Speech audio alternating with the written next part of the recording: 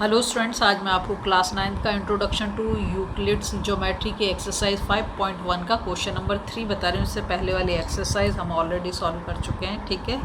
तो देखो क्वेश्चन क्या बोलता है। फर्स्ट बिट में वो बोल रहा है given any two distinct point, मतलब दो पॉइंट दिए A and B, there exist a third point C, और उसमें एक पॉइंट और एग्जिस्ट करता है C, which is in between A and B. तो वो कहाँ पर है? ए और बी के बीच में। देखो अगर मैं इस लाइन को ऐसे बना दूँ, यहाँ पे बनाती हूँ, चलो देखो एक पॉइंट ए और एक पॉइंट बी, ठीक है। ये मैंने लिख दिया ए पॉइंट और ये बी पॉइंट। उसने कहा है two distinct point A and B, there exist a third point C, और एक पॉइंट और है सी जो उनके बीच में। तो सी चाहे तो मैं यहाँ पे बना दूँ, ठीक है, और या फिर कोई ऐसे ही बना सकता है कि ये पॉइंट बना दिया ए और ये वाला पॉइंट बी, और सी अगर कोई चाहे तो यहाँ पर भी बना सकता है, और या फिर ये मैंने एक पॉइंट ए बनाया, ये मैंने एक पॉइंट बी बनाया, और सी मैं इसके ए के पास बना दूँ। तो किसी भी तरीके से बनाया जा सकता है, बस सेम लाइन में तीनों पॉइंट आने चाहिए। यहाँ पर ये है given any two distinct point A and B, there exist a third point C which is in between A and B, ठीक है। तो ये मैंने बना दी। तीन तरीके से पॉसिबल है, हम इसको कर सकते हैं। तीन क्या और भी हो सकते हैं कि सी को यहाँ पर बना दे, है ना।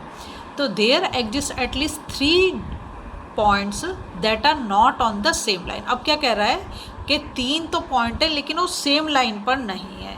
दूसरे वाले क्वेश्चन में हमें ये बोल रहा है, तो मैं इसका यहाँ पे बनाती हूँ, देखो सेकंड वाले में। तो उसने कहा है कि तीन पॉइंट हैं, ठीक है, लेकिन वो सेम लाइन में नहीं है।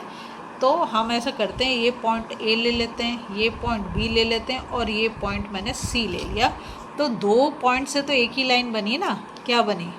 ये बन गई ए बी। और सी कहाँ चला गया? ऊपर, क्योंकि उसने कहा there exist at least three point that are not on the same line, तो एक लाइन पे नहीं है।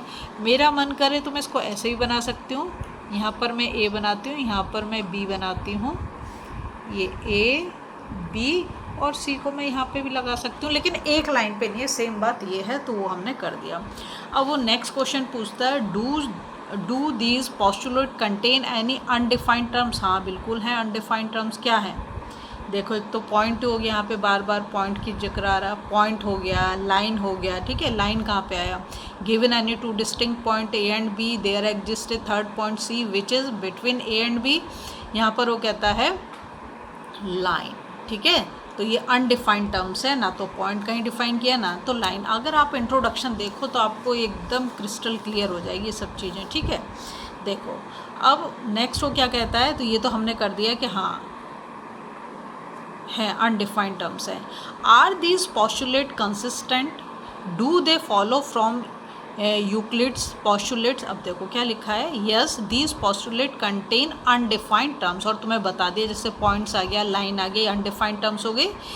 These two statements are consistent, और ये कंसिस्टेंट भी है दोनों स्टेटमेंट, स्टेटमेंट 1B और 2B, as they talk about two different situation. दो अलग अलग सिचुएशन के बारे में बात कर रहा है इसलिए, ठीक है। नेक्स्ट वो पूछता है do this postulate contain any, and ये तो हो गया। आर दिस पोस्टुलेट कंसिस्टेंट, ये भी का। Do they follow from Euclid's postulate, तो these statement do not follow Euclid's postulates but one of the axiom about, मतलब पोस्टुलेट जो यूक्लिड्स पोस्टुलेट उसको तो फॉलो नहीं कर रहे हैं। जिसने इंट्रोडक्शन वीडियो नहीं देखी उसे बिल्कुल भी नहीं पता चलेगा कि यूक्लिड्स पोस्टुलेट्स क्या है। तो प्लीज़ इंट्रोडक्शन वाली वीडियो ज़रूर देखें, थर्ड पार्ट जो उसमें ये दे रखा है, ठीक है।